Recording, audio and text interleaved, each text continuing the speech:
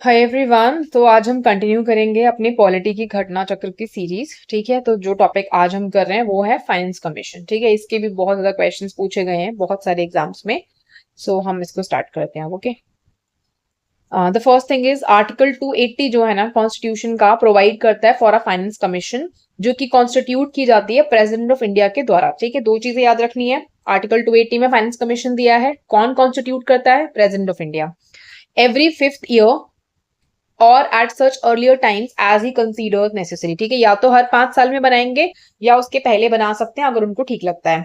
The finance commission is required to make recommendation regarding the distribution. अब देखो, आपसे पूछा जाएगा फाइनेंस कमीशन किस चीज पे रिकमेंडेशन देता है, तो ये रिकमेंडेशन देगा distribution of the net proceeds of taxes पे to be shared between the centre and the states. ठीक है, डिस्ट्रीब्यूशन किसका? नेट प्रोसीड्स ऑफ टैक्सेस का, जो कि सेंटर और स्टेट के बीच में शेयर होने हैं। Allocation between the state of the respective shares and the principal that should govern the grant in aid to the state by the center।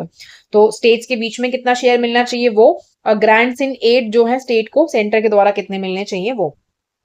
First finance commission constitute करी गई थी under the chairmanship of K C. Neogy on 22 November 1951। So this is also important कि first जो chairman थे वो K C. Neogy थे। ये आपसे एज अ फैक्चुअल क्वेश्चन आ जाएगा। चेयरमैन जो है 14 फाइनेंस कमीशन के वो थे श्री वाई.वी. रेड्डी। आप मुझे बताना 15 फाइनेंस कमीशन के चेयरमैन कौन थे? ठीक है, put it in the comment section. 14th finance commission recommended an increase in the share of states. ठीक है, इन्होंने कहा कि भाई शेयर जो है स्टेट्स का बढ़ा दो नेट प्रोसीड्स में of taxes to 42% from existing 32%। इन्होंने कहा अभी 32% है स्टेट का शेयर, आप इसको बढ़ा करके 42% कर दो। ठीक है, नेक्स्ट है the recommendations of the 14th finance commission will be enforced for the period of 5 years। तो जो भी रिकमेंडेशन ये देंगे वो 5 years के लिए एनफोर्स्ड होती हैं। 2015 से 2020 तक चली थी इनकी recommendations.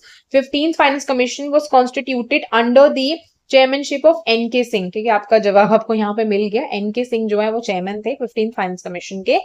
The tenure for the enforcement of recommendation of 15th Finance Commission was from year 2020 to year 2025। ठीक है, लेकिन जो कमीशन थी उसने अपनी रिपोर्ट्स, दो रिपोर्ट सबमिट की। पहली रिपोर्ट में रिकमेंडेशन थी 2020 से 21 के फाइनेंशियल ईयर के लिए, and the final was with recommendation for 2021 से 26। ठीक है, स्टेट फाइनेंस कमीशन भी एक कॉन्स्टिट्यूशनल बॉडी है।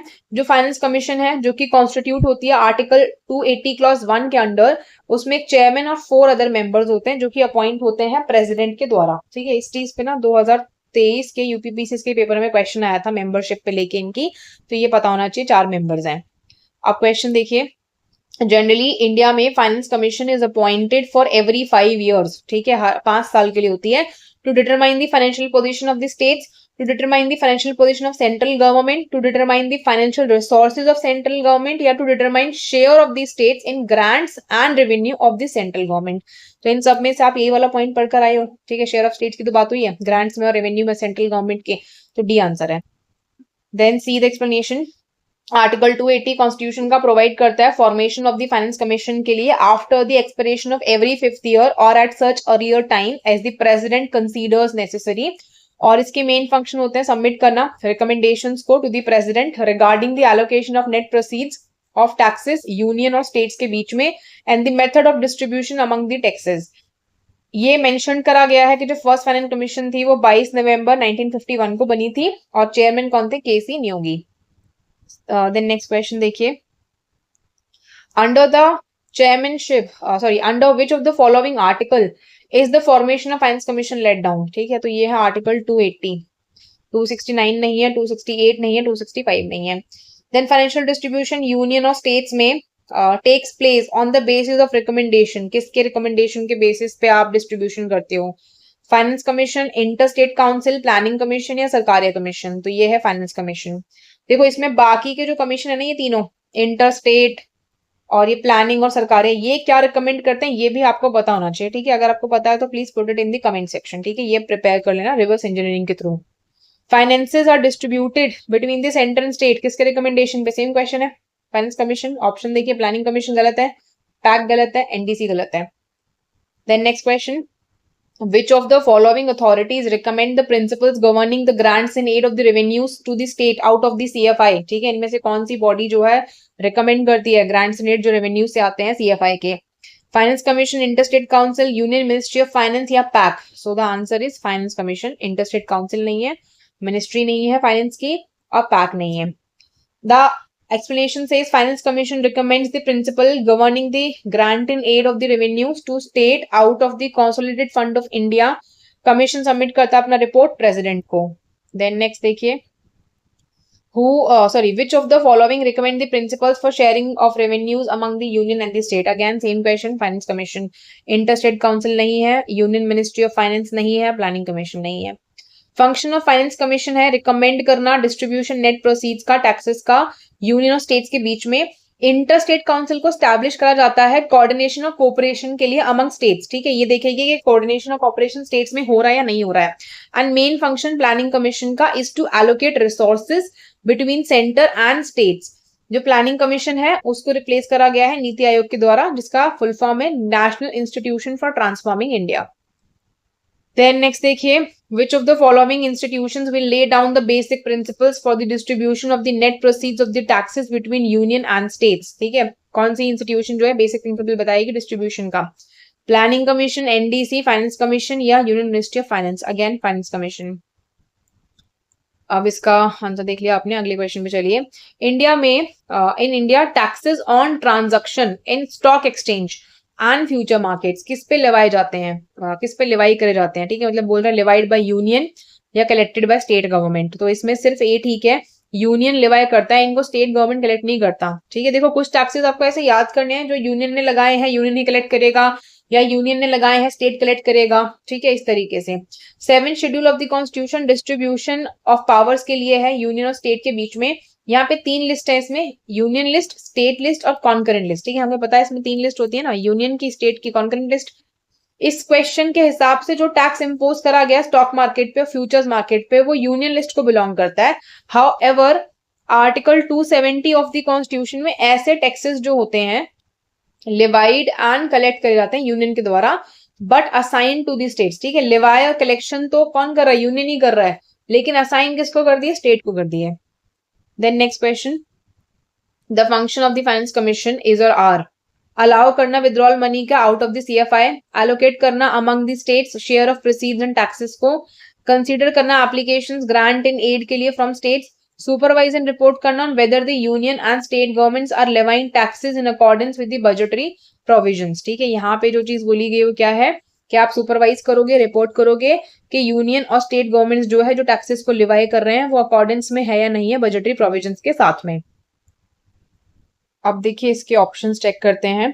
Only 1, 3 and 4, 2 and 3, 1, 2 and 4. ठीक है, अब आंसर 2 and 3 है. अगर आपको इतना पता है कि 4 और 1 गलत है तो आप आराम से एलिमिनेट कर सकते हो, क्योंकि इसने बोला अलाउ करना विड्रॉल, CFI से अलाउ नहीं करता ये. ठीक है, मतलब इसका ऐसा कुछ हक नहीं है कि अलाउ करे या डिसअलाउ करे. तो 1 गलत है, 1 गलत करोगे तो बचा 2 and 3, 3 and 4, मतलब 3 तो ठीक है. ठीक है, 2 में डिसाइड करना है आपको और 4 में डिसाइड करना है. 2 है एलोकेट करना among the state share of proceed, हमें पता है ये चीज ठीक है, तो अल्टीमेटली आंसर 2 and 3 है. देखो कैग के कुछ कुछ ऑप्शंस आपको थोड़े से ट्रिकी लग सकते हैं सॉल्व करते टाइम, तो मैक्सिमम क्वेश्चन सॉल्व करना सो दैट आप कॉन्फिडेंट हो जाओ ऑप्शंस को लेके. According to article 283 clause of the constitution, sorry, not CAG, finance commission, sorry.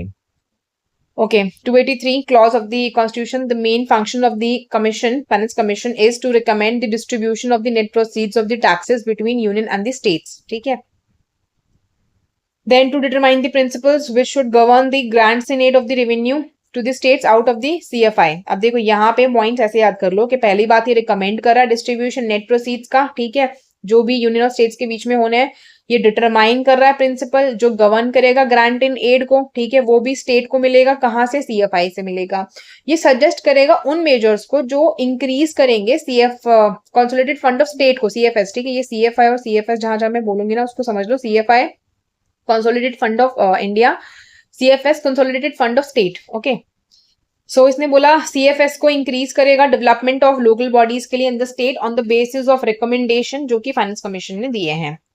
Then next देखिए, एनी अदर मैटर जो रेफर करा गया है टू द कमीशन प्रेसिडेंट के द्वारा in the interest of the sound financial administration, then it is the function of the parliament to allow to withdraw from the CFI, ठीक है। It is the task, अब देखो यहाँ पे इसने बताया ना पार्लियामेंट का काम है अलाउ करना, ये फाइनेंस कमीशन का काम नहीं है। It is the task of the finance ministry to oversee whether the union government and the state government are collecting the taxes according to the provisions of the budget और not. तो ये चीज कौन है, मिनिस्ट्री जो है finance ministry, वो oversee करती है कि यूनियन गवर्नमेंट और स्टेट गवर्नमेंट वो टैक्सेस कलेक्ट कर रही है या नहीं कर रही है, जो प्रोविजन ऑफ बजट के हिसाब से है। Then next, main functions of finance commission is to determine the part of states in central taxes and to determine the principles of financial aid given by the center to the states। यहाँ पे बोला गया है कि जो main function है finance commission का, वो ये चीज देखना है कि वो डिटरमाइन करे कितना पार्ट स्टेट को मिला सेंट्रल टैक्सेस में से, और वो ये डिटरमाइन करे कि प्रिंसिपल्स क्या है फाइनेंशियल एड के जो सेंटर स्टेट को देगा, ठीक है। अगला है financial control over states, financial control over central government या नन ऑफ द अबव, तो ये तो नहीं है, ठीक है। सो आंसर है ए। देन नेक्स्ट देखिए, फाइनेंस कमीशन प्राइमरीली कंसर्न्ड है with the recommending to the president about, क्या चीज प्रेसिडेंट को रिकमेंड करते हैं, the principle governing grants in aid to be given to the states, distributing net proceeds of the taxes between centre and states, neither A और B, neither A nor B, या फिर both A and B. तो answer both A and B है कि दोनों ही चीजें जो है ये करता है। देखो ग्रांट्स इन इट भी गवर्न करता है, डिस्ट्रीब्यूशन भी नेट प्रोसीड्स का सेंटर स्टेट के बीच में करता है। तो जो ऑप्शन में देखो, अब ये सारे जो पॉइंट पढ़ रहे हैं ना, ये ऑप्शन में दिए गए, इनको तो एज इट इज रट लो कि हाँ ये फाइनेंस कमीशन के बारे में जहां पे भी सच दिए जहां पे भी झूठ दिए वो पता होने चाहिए, क्योंकि आप ऑप्शंस में ना इनके थ्रू इजीली आइडेंटिफाई कर लोगे। देन नेक्स्ट देखो, with reference to finance commission of India which of the following statement is correct. ये एनकरेज करता है इनफ्लो फॉरेन कैपिटल का इंफ्रास्ट्रक्चर के डेवलपमेंट के लिए, ये फैसिलिटेट करता है प्रॉपर डिस्ट्रीब्यूशन फाइनेंसेस का अमंग पब्लिक सेक्टर अंडरटेकिंग्स, ये ट्रांसपेरेंसी इंश्योर करता है फाइनेंशियल एडमिनिस्ट्रेशन में, ये नन ऑफ द अबव। अब देखो ऐसा कुछ नहीं पढ़ा आपने इसमें, ठीक है, तो नोटा आंसर है, डी हो गया। आगे देखते हैं आंसर, देखिए आर्टिकल 283 क्लॉज जो है, आर्टिकल 280 क्लॉज 3 जो है कॉन्स्टिट्यूशन का, उसमें फाइनेंस कमीशन इंडिया का जो है वो सजेशन देता है फॉलोइंग केसेस में। अब ये केसेस आपको पता होने चाहिए। पहला, डिस्ट्रीब्यूशन रिसीट्स का फेडरल टैक्सेस की बिटवीन यूनियन एंड स्टेट्स, ठीक है। फिर आर्टिकल 275 में aid in revenue of the states and any further topic which the president will recommend to the commission in the interest of the economy, ठीक है। जो भी president बता देगा कि ये चीज ठीक है, आप इस पे भी ध्यान दे दो। तो इसमें आगे देखिए fourth point, the measures needed to augment the CFS to supplement the resources to the panchayat, ठीक है। कोई मेजर है जो चाहिए कि भी CFS सप्लीमेंट कर सके पंचायत के रिसोर्सेज को, and municipality in the state on the basis of recommendation जो स्टेट फाइनेंस कमीशन ने दी है। देन नेक्स्ट देखिए, which of the following is not a function. अब देखो इसमें मोस्टली क्वेश्चन फंक्शन के बारे में है, तो आपको फंक्शन हर डायमेंशन से पता होना चाहिए, ठीक है। कौन सा फंक्शन नहीं है फाइनेंस कमीशन का, devolution of income tax, devolution of excise duty, awards of grant in aid, या डिवोल्यूशन ऑफ ट्रेड टैक्स, ठीक है। अब देखो ये तीनों चीजें भी आप यहाँ पे पहली बार पढ़ रहे हो, ये पीछे नहीं दिया हुआ था, तो यहाँ से याद कर लो कि डिवोल्यूशन ऑफ ट्रेड टैक्स इसका फंक्शन नहीं है। जो 3 फंक्शन है वो देख लो, इनकम टैक्स का डिवोल्यूशन है, एक्सरसाइज ड्यूटी का है, ठीक है, and grant of grant in aid का अवार्ड है, ठीक है। Income tax, excise duty, grant in aid. Next है income tax and excise tax, ठीक है, जो अब GST में इंक्लूड कर लिए गए हैं। ये जो है पार्ट है फेडरल टैक्सेस के, एंड फाइनेंस कमीशन रिकमेंड करता है फेडरल टैक्स को in terms of distribution between the union and state, ठीक है। फाइनेंस कमीशन का काम है रिकमेंड करना फेडरल टैक्सेस को डिस्ट्रीब्यूशन में यूनियन और स्टेट्स में। The finance commission also determines the grants in aid to the states under article 275, but जो ट्रेड टैक्स है जो GST का पार्ट है वो इम्पोज एंड कलेक्ट किया जाता है स्टेट के द्वारा, whose distribution is not the subject of the finance commission's function, ठीक है। इसका डिस्ट्रीब्यूशन जो है ट्रेड टैक्स का, ये फाइनेंस कमीशन के फंक्शंस में नहीं आता है। देन नेक्स्ट देखिए, देखो एक काम कर सकते हो, जब आप ये वीडियो देख रहे हो या अपनी घटना चक्र की PDF पढ़ रहे हो ना, सिंपली क्या करो, उन क्वेश्चंस को कोई ऐसा सिंबल मार्क कर लो, चाहे हैशटैग बनाओ, चाहे एस्टेरिक बना लो, गोला बना लो, जो क्वेश्चन आपको रिपीट पे देखने के ये मुझे याद नहीं हो रहे हैं, ठीक है। तो जब भी आप PDF खोल के वो चैप्टर रिवाइज करोगे, सबसे पहले उन क्वेश्चन को ही देखना जो आपको रिवाइज नहीं हो रहे हैं, मतलब आपको याद नहीं हो रहे हैं, ठीक है। उन्हीं को रिवाइज बार बार करना, क्योंकि जो क्वेश्चन ईजी है आपको आते हैं वो आपको हर बार आते होंगे, लेकिन टफ वालों में आप अटकोगे, तो उनको बार बार रिवाइज करो, ठीक है। नेक्स्ट है federal finance commission in India relates to finances among the states, finances between centre and state, and finances between centre and local self government, या नन ऑफ दीज। तो हमें पता है कि जो फेडरल फाइनेंस कमीशन है उसका काम क्या है, सेंटर और स्टेट के बीच के फाइनेंसेस पे काम करना। तो federal finance commission in India is related to finances between states and centre. Next देखिए, main agency to resolve the fiscal disputes between the centre and state is supreme court, finance minister, law minister, या finance commission. तो देखो अब यहाँ पे ना agency की बात करी गई है जो फेडरल डिस्प्यूट, सॉरी मैंने वर्ड गलत बोल दिया, फिस्कल डिस्प्यूट है ये, ठीक है, इट इज फिस्कल डिस्प्यूट, कि फिस्कल डिस्प्यूट को कौन सही करेगा सेंटर स्टेट के बीच में। यहाँ पे आंसर सुप्रीम कोर्ट है, ठीक है, यहाँ पे फाइनेंस कमीशन मत मार के आ जाना, यहाँ पे रिजोल्व करने की बात करी गई, रिजोल्व तो ऑफकोर्स की बात है, कोई डिस्प्यूट को सुप्रीम कोर्ट ही करेगा। आंसर देखिए, supreme court is the main agency to resolve the fiscal dispute centre और स्टेट्स के बीच में। सुप्रीम कोर्ट डील करता है अबव मैटर के साथ में आर्टिकल 131 में कॉन्स्टिट्यूशन के। अच्छा, आर्टिकल 1 में कौन सी ज्यूरिसडिक्शन आती है सुप्रीम कोर्ट की, यू नो ओरिजिनल ज्यूरिसडिक्शन आता है, ठीक है। सो 131 में है कॉन्स्टिट्यूशन के।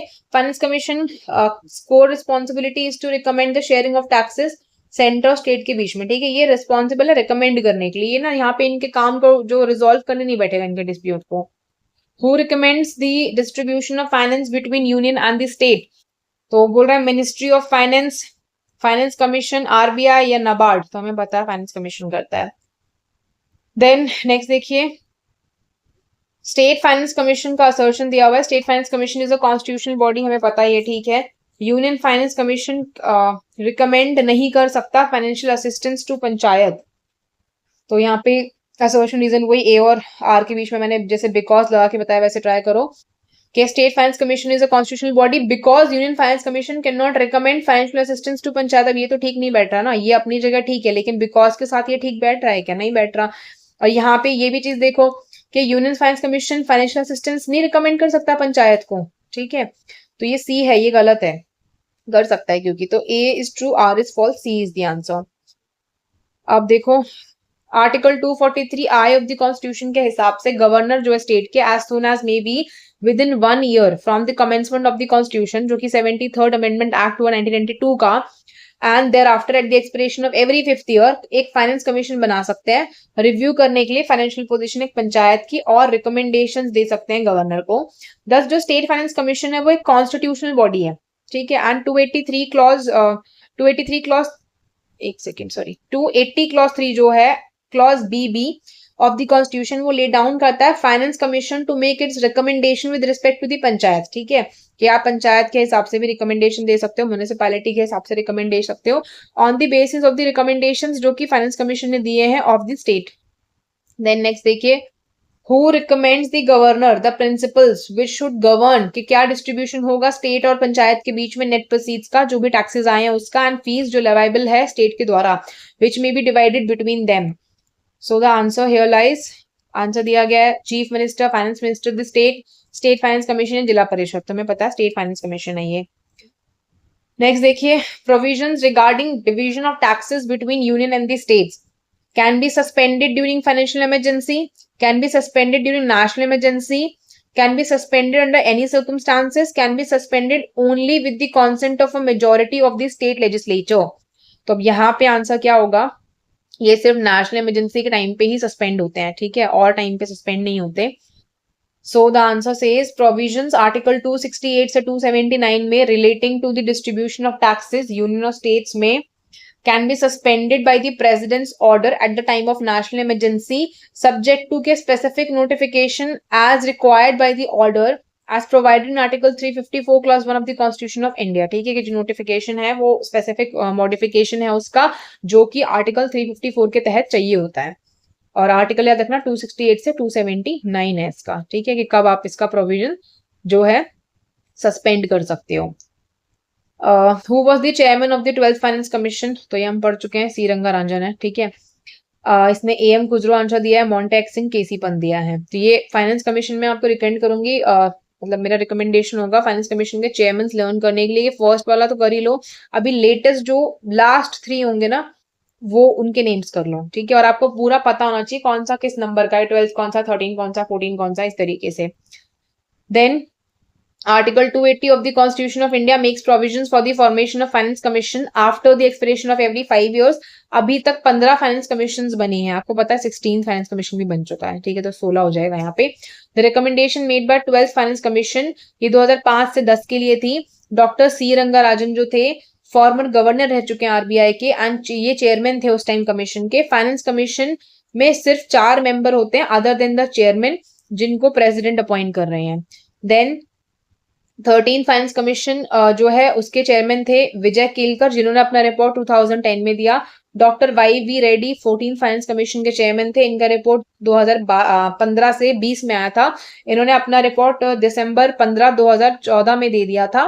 The president causes every recommendation of finance commission to be laid before each house of the parliament. Then next देखिए 13 फाइनेंस कमीशन के चेयरमैन कौन है, तो ये है विजय केलकर। देन इनमें से 14th फाइनेंस कमीशन के चेयरमैन कौन है, तो ये वाई वी रेड्डी, ठीक है, ये तो आपको रटा हुआ होना ही चाहिए, बहुत एग्जाम्स में आता है ये।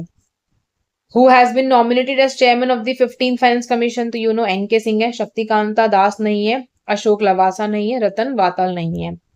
आंसर देखिए अब। 15th Finance Commission was constituted according to provision of Article 280 of by the President on 27th of November 2017. N.K. Singh was nominated as the chairman of this commission.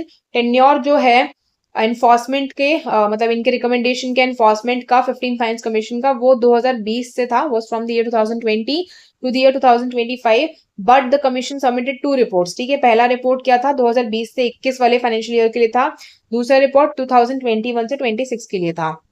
Then who of the following shall cause every recommendation made by the finance commission to be laid before each house of the parliament, तो हमें पता है ये president के पास जाती है, फिर president दोनों हाउसेस के सामने इस रिपोर्ट को रखते हैं। स्पीकर नहीं है, पीएम नहीं है, यूनियन फाइनेंस मिनिस्टर नहीं है। Finance commission constituted after every, तो हमें पता है 5 years बाद होती है, 3 नहीं है, 2 नहीं है, 5 and 4, तो इसमें 5 है आंसर, 4 भी नहीं है। फाइनेंस कमीशन कितने टाइम पीरियड के लिए बनती है, 4, 7, 5, 10, तो ये 5 के लिए बनती है। नेक्स्ट देखिए which of the following statement about a state finance commission is true. Informal body है, कॉन्स्टिट्यूशनल बॉडी है, एडमिनिस्ट्रेटिव बॉडी है, नोटा, तो ये हमें पता है कॉन्स्टिट्यूशनल बॉडी है। Then the State Finance Commission is a constitutional body. It is established by the governor under Article 243I, ठीक है, 243I में बनाया गया है। State Finance Commission क्या है, legal body, constitutional body, non statutory body या नोटा, तो हमें पता है ये कॉन्स्टिट्यूशनल बॉडी है। नेक्स्ट क्वेश्चन देखिए, after the commencement of the constitution how many finance commission has been constituted, कितनी जो फाइनेंस कमीशन है वो बनी है, तो इसका जवाब अभी एस्टडी किस लिए, क्योंकि चेंज हो चुका, तो आप मुझे इसका जवाब कमेंट सेक्शन में बताना कि अभी तक कितनी बन चुकी है। नवंबर 27 2017 जो 15th फाइनेंस कमीशन है वो बनाई गई थी गवर्नमेंट ऑफ इंडिया के द्वारा, जिसके चेयरमैन थे एनके सिंह। जो 15th फाइनेंस कमीशन है उसने 2 रिपोर्ट दी है, अगेन वही, एक 2020 से 21 के लिए, एक 2021 से 26 के लिए, और 14th वाली जो थी 2013 जनवरी में बनी थी, इसके चेयरमैन थे Y V Reddy. Then next देखिए the finance commission consist of chairman and कितने मेंबर होते हैं, हमें पता है 4 होते हैं, ठीक है, 7 नहीं है, 5 नहीं है। इन 4 की ना जब लक्ष्मीकांत रिवाइज करोगे ना नेक्स्ट टाइम, तो ये देख लेना इसमें से कि इन चारों की जो वो है मतलब क्या प्रोफेशन से ये होते हैं, क्या इनका बैकग्राउंड है, वो देख लेना, ठीक है। Such other members as may be decided by the president from time to time, ये गलत है। नेक्स्ट देखिए article 280 clause 1 of the constitution, the finance commission consist of 4 members other than chairman, जो कि अपॉइंट किए जाएंगे प्रेसिडेंट ऑफ इंडिया के द्वारा। देन गिवन बिलो 2 स्टेटमेंट्स है, अगेन असर्शन रीजन दिया हुआ है, देखो president of India determine the qualification of chairman and member of the finance commission, then chairman and members are appointed by president of India. अब ये चीज ठीक है कि ये अपॉइंट करते हैं, बट इनकी क्वालिफिकेशन डिटरमाइन नहीं करता प्रेसिडेंट, ठीक है, ये चीज गलत है। So the answer is A is false, R is true, और ये लेटेस्ट क्वेश्चन है 2021 का। फाइनेंस कमीशन अपॉइंट होता है प्रेसिडेंट के द्वारा आर्टिकल 280 में, और प्रोविजंस के हिसाब से जो फाइनेंस कमीशन में इसके एक्ट में दिए हुए हैं, मिसलेनियस प्रोविजंस एक्ट 1951 में, the finance commission salaries and allowances rule 1951, the chairman of the commission is selected from among persons जिनके पास एक्सपीरियंस है पब्लिक अफेयर्स में। देखो जो मैं आपको बता रही हूँ ना, यहाँ पे दिया हुआ है, ये जो एलिजिबिलिटी कंडीशंस है ना कि कौन किस डोमेन से होना चाहिए, ये इंपॉर्टेंट है। सी इस एक्ट के हिसाब से finance commission miscellaneous provisions act 1951 and the finance commission salaries and allowances rules 1951, chairman of the commission उस लोग में से चुना जाएगा जिसके पास ना पब्लिक अफेयर में एक्सपीरियंस होगा, ठीक है। अगर कोई पर्सन है जिसके पास पब्लिक अफेयर्स का एक्सपीरियंस है तो वो चेयरमैन बन सकता है। एंड 4 अदर मेंबर वो उन लोगों में से चुने जाएंगे या तो जो जज रह चुके हैं हाई कोर्ट के या क्वालिफाइड है जज बनने के लिए, या फिर जिनके पास स्पेशल नॉलेज है फाइनेंसेस की, अकाउंट्स की, गवर्नमेंट के, या फिर जिनके पास वाइड एक्सपीरियंस है फाइनेंशियल मैटर्स में और एडमिनिस्ट्रेशन में या इकोनॉमिक्स का स्पेशल नॉलेज है, ठीक है। तो 4 चीजें हो गई आपके पास। जज ऑफ हाई कोर्ट की एलिजिबिलिटी या अपॉइंटेड हो already, finance and accounts, then financial matters में और एडमिनिस्ट्रेशन में, ठीक है। दूसरी चीज इकोनॉमिक्स में। तो 3 चीजें तो इकोनॉमिक्स और अकाउंट्स वाली हैं, financial and accounts, finance and administration and economics में, और सबसे लास्ट वाली जज ऑफ हाई कोर्ट। देन देखिए पार्लियामेंट डिटरमाइन करता है लीगली जो भी क्वालिफिकेशन होंगी मेंबर ऑफ कमीशन की और उनके सिलेक्शन के मेथड को। यहाँ पे ये पार्लियामेंट वाली चीज याद रखना। अब लास्ट क्वेश्चन देखते हैं हमारा। In Indian physical federal resources are allocated from centre to the state, ठीक है। Which of the following is not a means of resource allocation at present, तो कौन सा तरीका इसमें से अभी नहीं है जिससे हम रिसोर्स एलोकेशन करते हैं। Grant in aid, centrally sponsored scheme, transfer for plan implementation under Gadgil formula या टैक्स शेयरिंग। तो इसमें से कौन सी चीज नहीं है वो आपको बताना है। तो ग्रांट इन एड हमने पढ़ा है, ठीक है। सेंट्रली स्पॉन्सर्ड स्कीम्स के थ्रू भी हम पैसा देते हैं, टैक्स शेयरिंग से भी देते हैं, लेकिन हमने जो गडगिल फॉर्मूला है ना उसमें हमने ट्रांसफर फॉर प्लान इम्प्लीमेंटेशन नहीं देखा है। नेक्स्ट देखिए इसका answer. The Indian physical federal system resources are from centre to the state, transfer for plan implementation जो गडगिल फॉर्मूला में है वो एक means of resource allocation at present नहीं है। आर्टिकल 280 के हिसाब से फाइनेंस कॉम्पोजिशन जो होती है, फाइनेंस कमीशन जो होती है वो कॉन्स्टिट्यूट करी गई ताकि वो रिकमेंडेशन दे प्रेसिडेंट को about distribution of net proceeds of taxes, ठीक है। नेट नहीं है, नॉट नहीं है, नेट होगा। Net proceeds of taxes union और स्टेट्स के बीच में टैक्स शेयरिंग जो होगा, और जो सेंट्रली स्पॉन्सर्ड स्कीम्स है वो, और ग्रांट्स इन एड जो है, ये सब रिसोर्स एलोकेशन का तरीका है सेंटर से स्टेट्स में, ठीक है। गडगिल फॉर्मूले के हिसाब से अब हम टैक्स शेयरिंग अभी नहीं करते हैं, ठीक है। तो ये हमारा चैप्टर कंप्लीट हो गया। Thanks for watching.